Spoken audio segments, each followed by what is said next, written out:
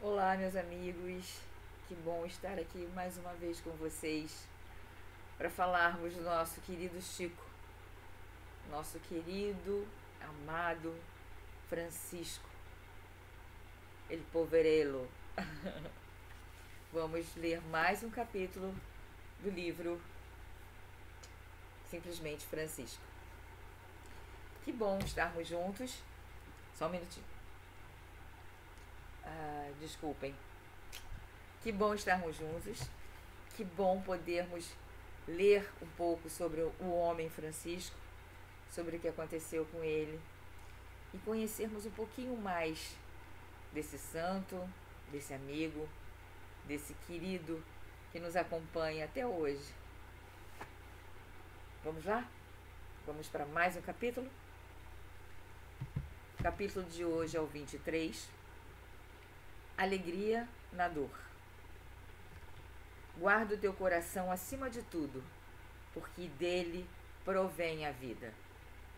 Provérbio de Salomão. A música, a meu ver, é a arte que vai mais direto no coração. Lamennais. A enfermidade acompanhou Francisco em grande parte da sua vida.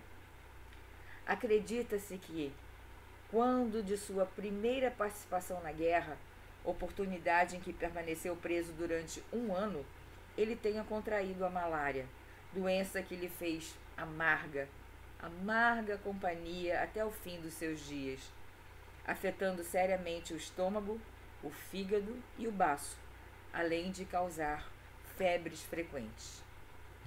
Em uma dessas viagens pelo Oriente, Francisco contraiu tracoma, uma enfermidade ocular que causa intensa lacrimação e intolerância à luz.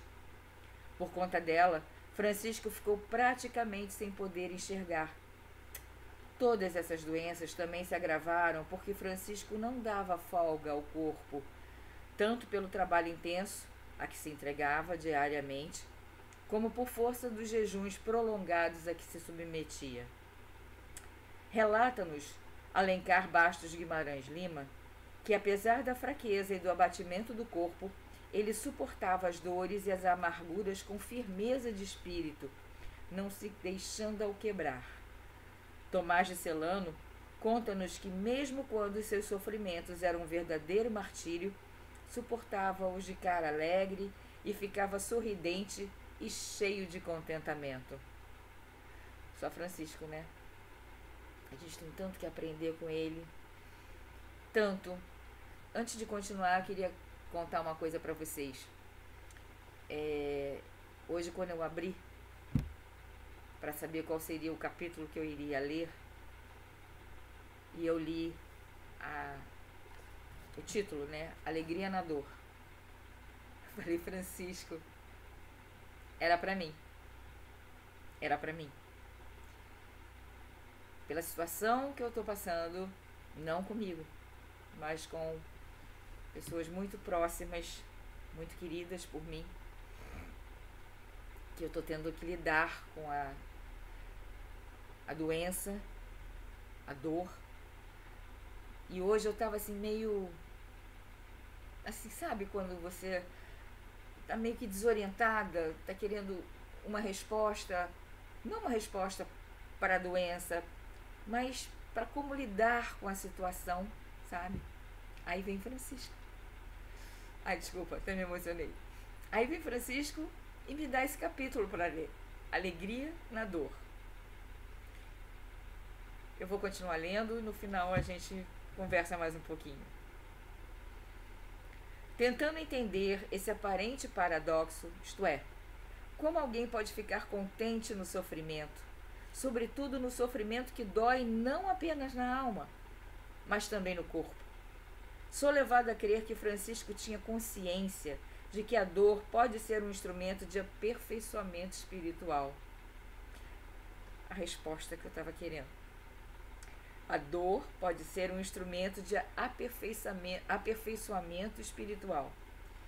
Embora ninguém deva procurá-la para se iluminar, o que seria uma reprovável atitude masoquista, é preciso reconhecer que, muitas vezes, é a dor que nos faz pensar mais corretamente sobre a vida, sobre as nossas ilusões, desacertos e apegos. Como se costuma dizer nos meios espiritualistas, a doença do corpo é o tratamento de beleza do espírito. Que frase, gente!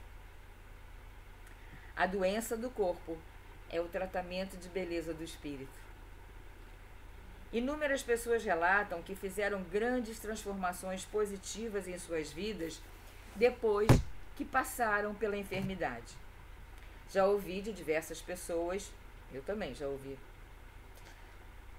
que o câncer foi uma dádiva espiritual, pois por intermédio dele puderam constatar o quanto elas já viviam desequilibradas, emocionalmente infelizes, antes da enfermidade se manifestar.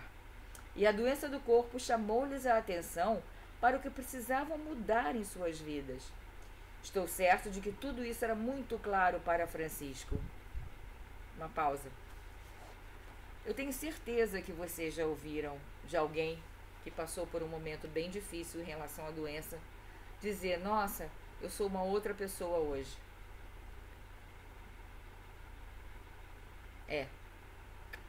A doença, a dor, é oportunidade de cura. Nem sempre passamos ilesos por ela. Não. Tem suas consequências. Mas é na dor, é na doença que damos uma pausa. E aí vem o tempo de pensar, o tempo de refletir. Isso é tão importante. Entender o que está acontecendo é muito, muito importante e nos ajuda a seguir em frente com uma outra visão da vida.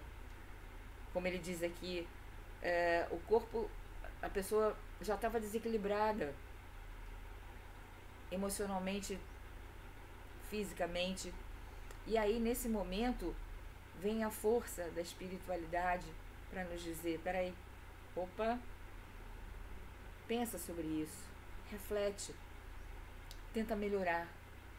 E normalmente as pessoas que saem dessa guerra saem melhores. Além do mais, o sofrimento corporal era visto por ele como uma forma de sentir tudo, ou pelo menos quase tudo, o que Jesus sofrera na cruz.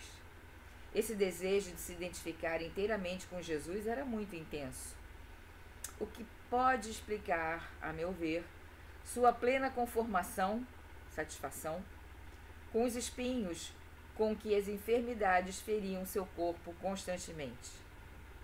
Mesmo assim, Francisco nunca recusou os recursos da medicina da época, ainda que lhe fossem dolorosos, como o que aconteceu no tratamento do tracoma, tendo seus canais lacrimais queimados com ferro em brasa, não sem antes dizer: irmão Fogo, eu sempre tive um grande respeito por ti, sempre te amei.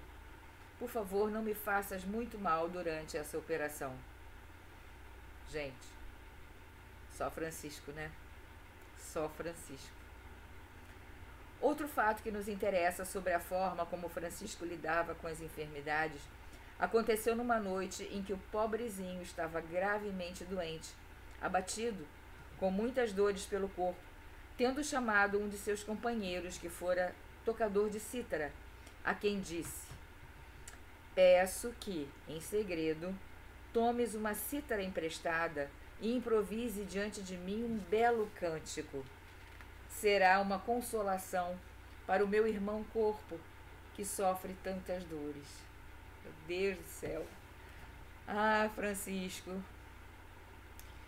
Francisco não se tratou apenas com remédios, nem com orações. Tratou-se também com arte, sobretudo com a música. Ele já entendia que tudo no universo produz ressonância e que o que o Francisco desejava, ao pedir música na hora da dor, era que os sons harmoniosos da canção reverberassem em seu corpo e em sua alma, aliviando suas dores. Passados 800 anos, A musicoterapia hoje é aceita oficialmente como prática complementar nos tratamentos de saúde. Eu tenho visto isso nos últimos meses. Ao ir ao hospital visitar a minha mãe, uma vez por semana tem a musicoterapia. E como os que estão internados, né, gostam, alivia, traz alegria, traz um sorriso no rosto. Francisco já sabia disso. Diante das tormentas, Francisco buscava o alto, evitava mergulhar no desespero, evitava se afundar na lama do sofrimento. O alto era sua meta, o seu socorro. Por isso, a oração era sua escada. A contemplação da natureza limpava sua alma das impressões tristes deixadas pela doença, e a música era o remédio que recompunha suas forças. Francisco é o cantor de Deus e deseja entoar para nós hoje uma linda canção. Ouçamos. Francisco, como eu me emociono ao ler cada capítulo da sua história. Que possamos ouvir a canção que Francisco envia para nós.